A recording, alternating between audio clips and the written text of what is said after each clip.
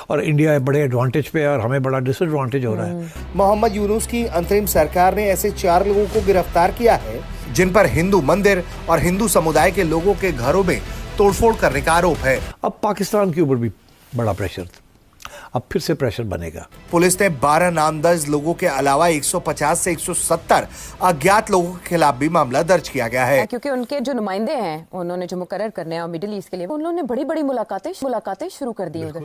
तो क्या अज़ाइम है उनके और उसमें कौन कौन आ सकता है? बड़ा क्लियर है जी कि अब डोनाल्ड ट्रंप की पॉलिसी क्या होगी। बांग्लादेश के 271 किलोमीटर के बॉर्डर पर कब्जा कर लिया है। आप इस पर क्या राय रखते हैं कि जब तक इंडिया की इन्हें सपोर्ट थी, किसी ने इनको मैली आंख से नहीं देखा, लेकिन जैसे इन्होंने इंडिया के साथ अपने ताल्लुकात खराब किए, आप देखें उनके बॉर्डर पे कब्जा होना शुरू हो गया। आज तो कल तो पाकिस्तान घास खा रहा है, बुरे हालात है। Obviously economy is the most important challenge right now. World bank ने पाकिस्तान को जो कमिट किया था अराउंड $500 मिलियन, यानी कि $500 बिलियन जो कर्जा था, वो उन्होंने कैंसिल कर दिया। माजरत क्यों देगी आपको दुनिया पैसे?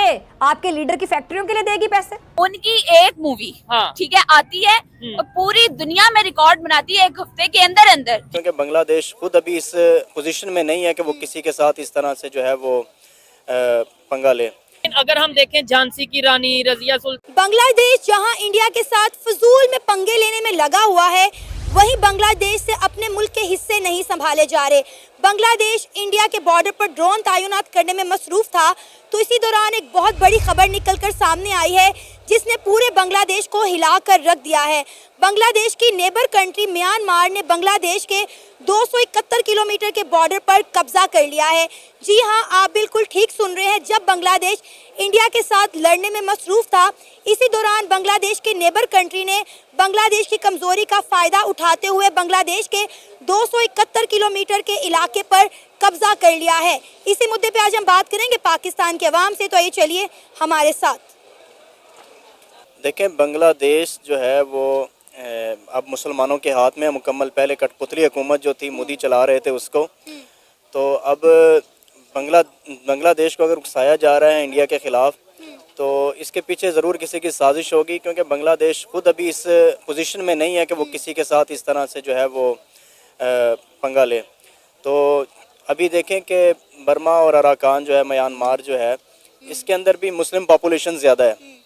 तो अब यहाँ से जब अफ़गानिस्तान से अमेरिका जाता है, तो यहाँ पे जो है इंडिया अपने जो है ताल्लुकात, पहले हम ये सोच रहे थे कि शायद तालिबान इनके साथ हाथ नहीं मिलाएंगे, लेकिन अब उन्होंने बहुत अच्छा जो है ना कोलैब कर लिया है। तो अब मुसलमानों की जो इस खित्ते में पावर है, उसमें जो है वो मोदी अभी उसको कहीं ना कहीं जो है ना उसको कंप्रोमाइज़ करना पड़ रहा है। तो यहाँ पे क्योंकि उसको ये मुसलमानों की उभरती हुई जो है पावर नज़र आ रही है, स्पेशली साउथ एशिया में और सेंट्रल एशिया के अंदर, तो इसी वजह से वो अपना नरम रवैया दिखा रहा है। तो बांग्लादेश की तरफ से मैं नहीं समझता कि पहल हुई होगी। बांग्लादेश को कोई ना कोई यूज कर रहा होगा। कौन कर सकता है सर? बांग्लादेश को कौन उकसा सकता है?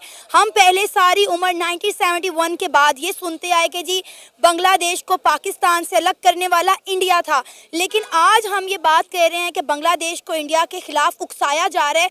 तो ये तीसरा मुल्क कौन होगा? फिर जाहिर है पाकिस्तान का ही नाम आएगा यहाँ पे। नहीं, पाकिस्तान देखें, सिनेरियो तो ये है कि जमात इस्लामी तीनों रीजन्स के अंदर है ना, बांग्लादेश में, पाकिस्तान में और इंडिया के अंदर, ठीक है, मेजॉरिटी के अंदर अच्छी इनकी जमात इस्लामी की पावर है। लेकिन ये सिर्फ पाकिस्तान के ऊपर आप बात नहीं कर सकते। हो सकता है चाइना की प्रॉक्सी बन के कर रहा हो वो, चाइना भी इसको यूज़ कर सकता है। चाइना के इंटरेस्ट भी हैं उसके अंदर, वो क्योंकि ऊपर वो जो उनका पूरा खिता है, भूटान है, नेपाल है, उसको सिक्योर करने के लिए, और फिर जो इनका एक्साइज चीन का मामला है, वो अपने इस बॉर्डर को सिक्योर करने के लिए हो सकता है बांग्लादेश को उन्होंने सपोर्ट किया हो चाइना ने। तो ये सिर्फ पाकिस्तान के बर्बाद नहीं, पाकिस्तान के तो अपने हालात अभी फ़िलहाल ऐसे नहीं है, क्योंकि हमारा जो मशरकी बॉर्डर है और मगरबी बॉर्डर दोनों जो इस वक्त डिस्टर्ब हैं। तो पाकिस्तान इस पोजीशन में नहीं है कि वो कहीं पे तीसरी जगह पे भी जाके टांग फंसा ले। तो सर, ये जो म्यांमार ने बांग्लादेश के 271 किलोमीटर के बॉर्डर पर कब्जा कर लिया है, आप इस पर क्या राय रखते हैं कि जब तक इंडिया की इन्हें सपोर्ट थी, किसी ने इनको मैली आंख से नहीं देखा, लेकिन जैसे इन्होंने इंडिया के साथ अपने ताल्लुकात खराब किए, आप देखें उनके बॉर्डर पर कब्जा होना शुरू हो गया है। नहीं, म्यांमार भी असल में इंडिया की, अगर वो उनकी हुकूमत जो है वो भी इंडिया की कठपुतली है। म्यांमार की जो मुसलमान है वो इस वक्त कमज़ोर हालत में है, वो अपनी पावर के अंदर नहीं है। तो म्यांमार को इंडिया सपोर्ट करता है, उसको उसके ऊपर वो जो है वो इन्वेस्ट करता है, उसको यूज़ करता है। पिछली दफ़ा भी आपने देखा कुछ साल पहले जब ये हमारे बहुत बड़े इन्होंने कत्ले आम किया म्यांमार के अंदर, और फिर लोगों को जो है वो कश्तियों पर निकलना पड़ा, जगह भी नहीं थी, लोगों के घर जलाए गए हज़ारों लाखों की तादाद में मुसलमानों के। तो म्यांमार के मुसलमान पॉपुलेशन उनकी ज़्यादा है लेकिन वो पावर में नहीं है, क्योंकि उसको वहाँ की जो कठपुतली हुकूमत है, जिस तरह मोदी हसीना वाजिद को चला रहे थे, म्यांमार की पोजीशन तो इससे भी कमज़ोर है। तो म्यांमार तो टोटली वो जो है इंडिया के ऊपर जो है वो डिपेंडेंट है। तो यानी आप ये कहना चाह रहे हैं कि म्यांमार ने जो बांग्लादेश के 271 किलोमीटर के बॉर्डर पर कब्जा किया है, उसके पीछे इंडिया की सपोर्ट है? बिल्कुल इंडिया की सपोर्ट है। वहाँ की जो कठपुतली हुकूमतें हैं वो बांग्लादेश के जो ऊपर जो है वो अपनी मर्जी से तो नहीं जा सकती। मोदी जो है, अब वो ज़ाहिर है मोदी ने हसीना वाजिद का जो है वो मामला, क्योंकि उसको बांग्लादेश सारा उसके हाथ से निकल गया है, अब वो कहीं ना कहीं उन्होंने टेंशन बना के रखनी है। तो यहाँ पे ये हो सकता है कि इंडिया ने उसको आगे किया हो। सर, आपको पता है कि इंडिया ने बांग्लादेश को जितने खाने पीने की चीज़ें एक्सपोर्ट की जाती थी उन पर पाबंदी आयद कर दी है। इसके साथ साथ इंडिया के अंदर जितने बांग्लादेशी रह रहे हैं गैर कानूनी तौर पर, उनके खिलाफ पिछले 3 दिनों से क्रैक डाउन किया जा रहा है, उनके आधार कार्ड चेक किए जा रहे हैं और एक एक बांग्लादेशी को चेक किया जा रहा है और जो गैर कानूनी तौर पर रह रहा है उसे पकड़ कर इंडिया से बाहर निकाला जा रहा है। देखिए, बांग्लादेश की जो जियोपॉलिटिकल पोजीशन है वो बहुत कमज़ोर है, क्योंकि नीचे उसके म्यांमार है और ऊपर जो है वो नेपाल और भूटान है, और डायरेक्ट पाकिस्तान की या चाइना के साथ उसका रास्ता नहीं है। तो यहाँ पे इसके लिए ये यानी उसके पास पीछे समंदर का रास्ता बचता है, लेकिन समंदर की भी अच्छी अप्रोच नहीं है उनके पास।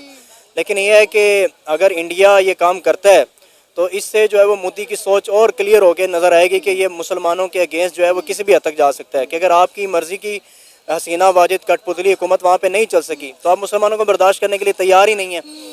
तो अगर ये देखें, इसके दोनों फ़ायदे हो सकते हैं। एक तो वो मजबूरी का फ़ायदा उठा रहा है कि बांग्लादेश इस वक्त कमज़ोर पोजीशन के अंदर है, लेकिन इससे दूसरे रास्ते भी खुल सकते हैं। हो सकता है चाइना जैसे दूसरे ममालिक जो हैं वो बांग्लादेश की सपोर्ट के लिए, उनसे बिजनेस के लिए खुल के सामने आ जाएं। सर, पाकिस्तान तो आ गया ना सामने।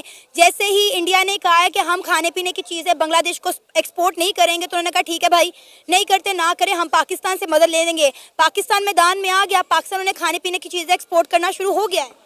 बिल्कुल ऐसा ही है। वो इस वक्त जो है उसकी लोकेशन का फ़ायदा उठा रहा है इंडिया, मगर ना इसकी हालत अफगानिस्तान के अंदर देखें, ये फ़ौरन उनके घुटने पड़ गया। अच्छा, जैसे ही अमेरिका का इनकलाब हुआ तो बेसिकली तालिबान को एक गुस्सा तो था इंडिया के ऊपर भी, क्योंकि इसने इन्वेस्टमेंट की हुई थी वहाँ पे अमेरिका के साथ, नेटो के साथ। लेकिन जैसे ही ये निकले हैं तो ये फ़ौरन दुनिया ने यही समझा था कि ये तालिबान के अगेंस्ट होगा, लेकिन मोदी ने अपनी आफियत इसी में समझी कि मैं तालिबान के पाँव पड़ जाऊँ। उसकी वजह ये थी कि अगर वो अफगानिस्तान के साथ दोस्ती नहीं करता तो वो सेंट्रल